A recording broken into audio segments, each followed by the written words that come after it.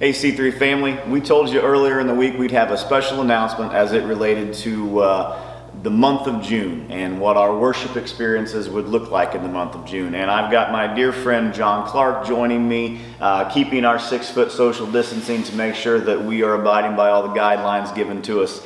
And we're going to give you a little bit of an update what to expect. For the last few weeks, some folks have been asking, what would it look like if we were to reconvene in some way for a worship experience? Some of you have said, man, we love sitting at home with our families. We love worshiping with those that are nearest and dearest to us in our own homes, and we love that you've loved that. We've missed you, but we love that you've loved that. Some, however, have said, man, I just cannot wait for an opportunity to be in proximity. I wouldn't say close proximity, but to at least be in proximity with some other worshipers. And so here's what we're proposing. We've talked to the elders and the rest of the leadership of the church about this, and they're in favor. They've given us the green light. So here's what we're thinking.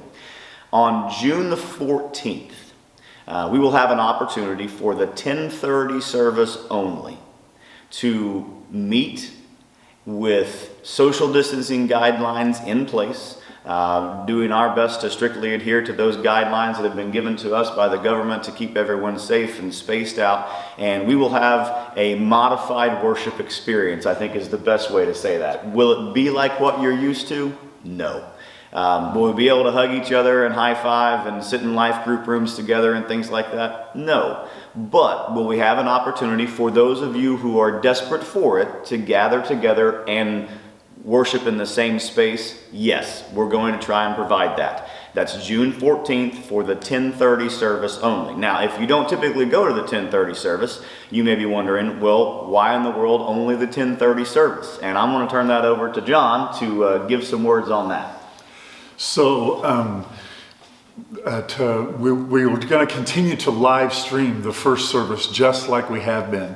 We've gotten tons of positive feedback in your response to what we've tried to accomplish with the first service online. So we're going to keep that going. Obviously, the statistics are demonstrating that our senior population is still the vulnerable population.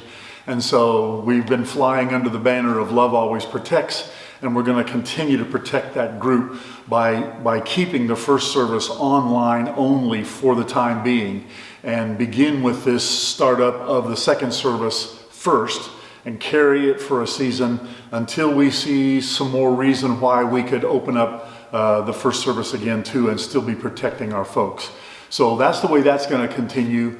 And both services are still going to be coordinated, and the preaching is going to be very similar, just like you've always seen it. There's going to be tons of collaboration. So we think this is a good way to begin to roll out the opportunities for us to begin to regather. Yeah, and speaking of Love Always Protects, that's kind of been our mantra or our rallying cry this entire time. Now, June 14th, when it rolls around, we are shifting a little bit of the Love Always Protects onus away from the leadership of the church onto you. We're asking for you to be personally responsible for making sure that you live by that mantra as well. Love always protects. What that means is, if you can't ensure or do your best to ensure social distancing will be abided by with your family, please stay home and worship there. We still have an opportunity to worship at the 9 or the 10:30 service. If you have the sniffles, or somebody in your family does, or you're not feeling 100%, please stay home. That's personal responsibility, looking through the lens of Love Always Protecting. And we're going to tell you more in the coming days and a couple of weeks before the 14th rolls around of some expectations to have if you decide to come into the building. But we are asking, if you're part of the vulnerable population, please just continue to worship with us online, either 9 or at 10:30. And if you're part of the population that says, man, it'd be easier, it'd be better for me to worship at home with my family for a while, please stay home and worship with your family. We won't be having any C3 Kids programming. We won't be having anything for life groups, anything like that. It'll be a 1-hour service, start at 10:30, out the door by 11:30, and there's not going to be any bells and whistles or frills, so don't feel like you're missing out on anything except for the opportunity to, in closer proximity than you're used to worshiping, have a chance to worship. So personal responsibility is huge. through the lens of Love Always Protects. And we think that's the best way we can begin to worship in one located spot for that 10:30 service. And as we get closer to that time, we'll be giving you more details, and please stay tuned for those. We love you. We miss you. We want to be back together as well. Yep. And so please don't think this is anything other than us incrementally trying to think how we could do this with integrity and excellence while at the same time continuing to love you all really, really well. So thanks for listening.